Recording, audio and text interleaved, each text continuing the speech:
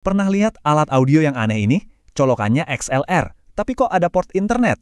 Nah, kalau kamu bingung, tenang aja, kamu nggak sendirian.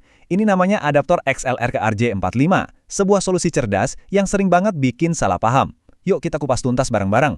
Apa sih ini sebenarnya? Kenapa bisa super berguna? Dan gimana cara pakainya? Oke, jadi nanti kita bakal bahas apa aja. Pertama, kita lurusin dulu nih. Ini tuh adaptor, bukan konverter. Penting banget. Terus kita bongkar kenapa kabel Ethernet itu oke punya buat audio. Habis itu, kita langsung coba merakit Subsnake Custom buat panggung, ngobrolin soal jarak sinyal, dan pastinya ada tips-tips penting buat pemula. Langsung aja kita mulai. Oke, kita masuk ke bagian pertama. Ini nih pondasinya. Poin paling-paling penting yang harus dipahami, alat yang kita bahas ini adalah adaptor, bukan konverter.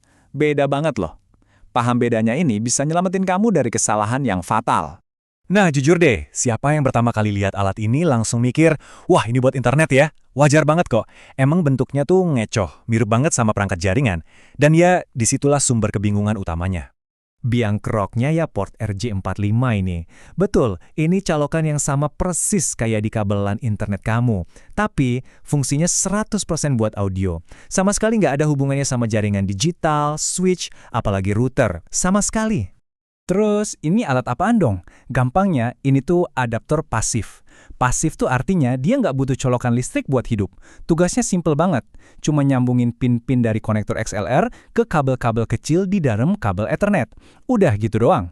Nggak ada sulap digital, nggak ada proses apa-apa. Sinyal audio analog masuk, ya sinyal audio analog juga yang keluar. Nah, ini dia bedanya yang paling krusial. Adaptor yang kita bahas ini kan analog, pasif. Cuma sambungan dari titik A ke titik B.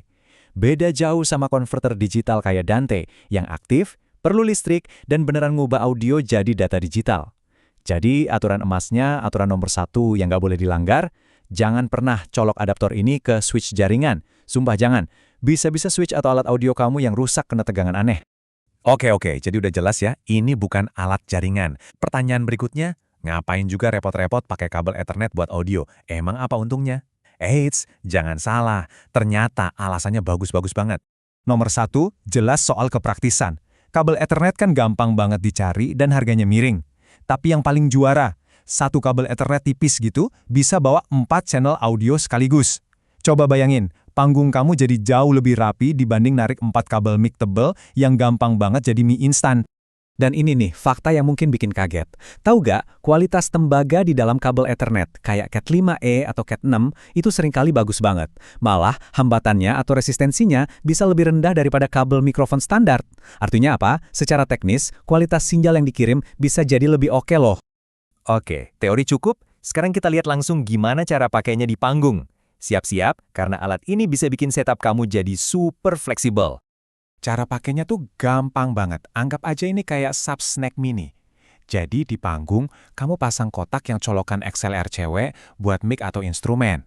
Dari kotak itu, tinggal tarik satu kabel Ethernet ke arah mixer. Nah, di dekat mixer, pasang kotak pasangannya yang colokan XLR cowok. Terus sambungin deh ke mixer. Simple, rapi, 4 channel langsung on. Nah, ini dia contoh di dunia nyata. Lihat deh, area drum yang biasanya kayak sarang ular kabel, sekarang cuma ada satu kabel Ethernet biru doang yang lari ke rak mixer. Panggung auto bersih, dan proses setup jadi wuss, cepat banget. Eits, keunggulannya nggak cuma itu. Ada beberapa model yang punya 2 port RJ45, satu in, satu out. Ini gunanya buat apa? Buat di daisy chain, atau disambung-sambungin kayak rantai. Jadi kamu bisa taruh satu kotak di drum, terus dari situ sambung lagi ke kotak kedua di vokal, sambung lagi ke gitar, dan seterusnya. Semuanya cuma pakai satu jalur kabel Ethernet utama. Keren kan? Jadi kayak bikin terminal audio custom di mana aja kamu mau. Nah ini contohnya. Kabel biru masuk ke satu kotak, terus dari kotak yang sama keluar kabel kuning buat lanjut ke titik berikutnya. Dengan cara kayak gini, kamu bisa manjangin jangkauan sekaligus nambahin titik colokan dimanapun di panggung. Fleksibel banget. Oke, sekarang kita masuk ke salah satu keunggulan terbesar yang benar-benar jadi jawarannya sistem analog ini, soal jarak. Seberapa jauh sinyal audio bisa dikirim? Jawabannya jauh banget. Ini yang bikin sistem analog keren. Sistem digital kayak Dante itu punya batasan pasti, sekitar 100 meter per kabel. Lewat dari itu, butuh switch atau alat lain. Tapi, kalau pakai adaptor analog ini, batasannya jauh lebih longgar. Ratusan meter bisa.